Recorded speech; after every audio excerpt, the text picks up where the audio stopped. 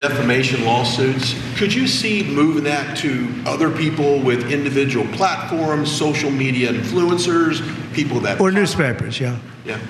Yeah. Oh, I do. I think you have to do it because they're very dishonest. We need a great media. We need a fair media.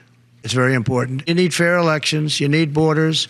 And you need a fair press. And so I have a few others that I'm doing. I'm doing this not because I want to.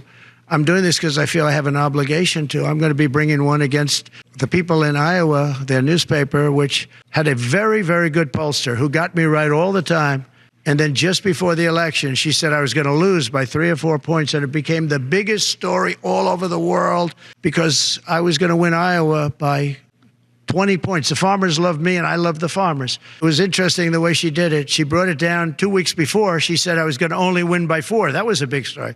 But that was good because she brought it down from like 22 points to 4 or whatever the number was. Way up, an easy win. We never even thought to go there.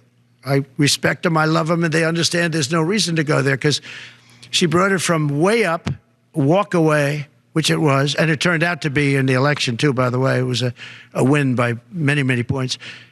And then she brought it down very smartly to 4 a couple of weeks before. And everyone said, wow, that's amazing. He's only up by 4 points. Then she brought it down to where I was down by 3 or 4, whatever number she used.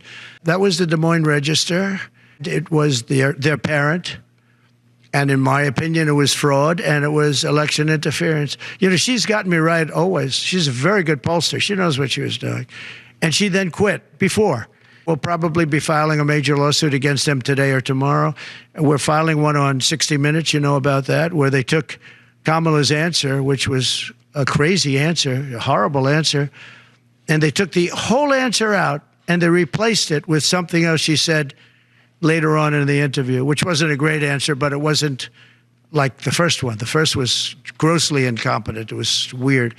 And that was fraud and election interference by their news magazine, a big part of CBS News. So as you know, we're involved in that one. We're involved in one which has been going on for a while and very successfully against Bob Woodward, where he didn't quote me properly from the tapes.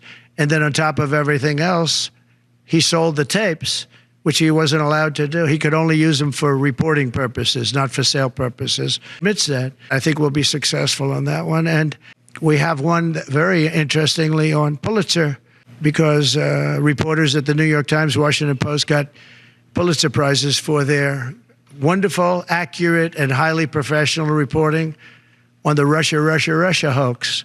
Well, it turned out to be a hoax, and they were exactly wrong. People, like many people, John Solomon, Sean Hannity's not for Pulitzer, but Sean Hannity got it right. Many people got it right. Tucker got it right. Jesse got it right. Laura got it right. Jeanine got it right. A lot of people got it right. They didn't get anything. They gave it to reporters that got it absolutely wrong. And now everybody admits it was a hoax. And I want them to take back the Pulitzer Prizes and pay big damages. And I think we're doing very well on that one. They have no excuse for it. They gave a Pulitzer Prize to writers that got Russia wrong.